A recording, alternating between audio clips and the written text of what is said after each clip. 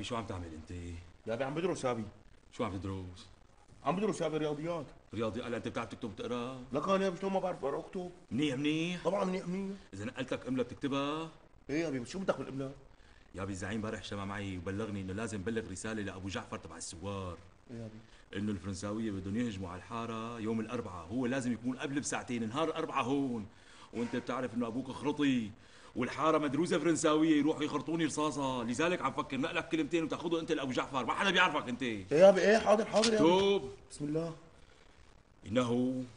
انه لعله لعله ولكنه بما انه يابي وين موضوع انه ولكنه وبما انه؟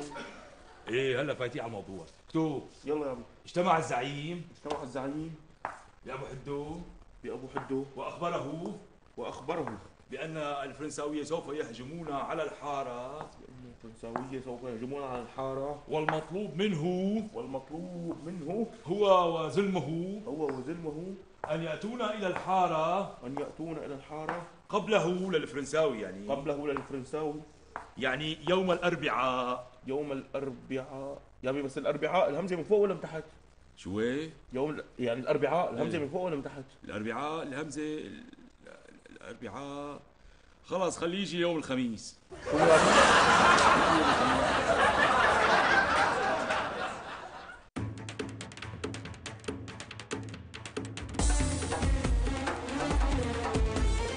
الشرط كمان 10 مثليك. على شو؟ على عنه على املا على عنه على املا على عنه على املا على العلعي والله اسف. العلعي اثنين كانوا ايام الابطال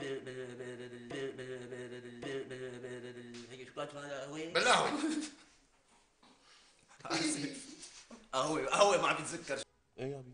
لانه امبارح الزعيم اجتمع معي وكلني بالمهمه عم يصير ما بعرف شو عم يصير؟ انت عم تحكي يابي. مش عم احكي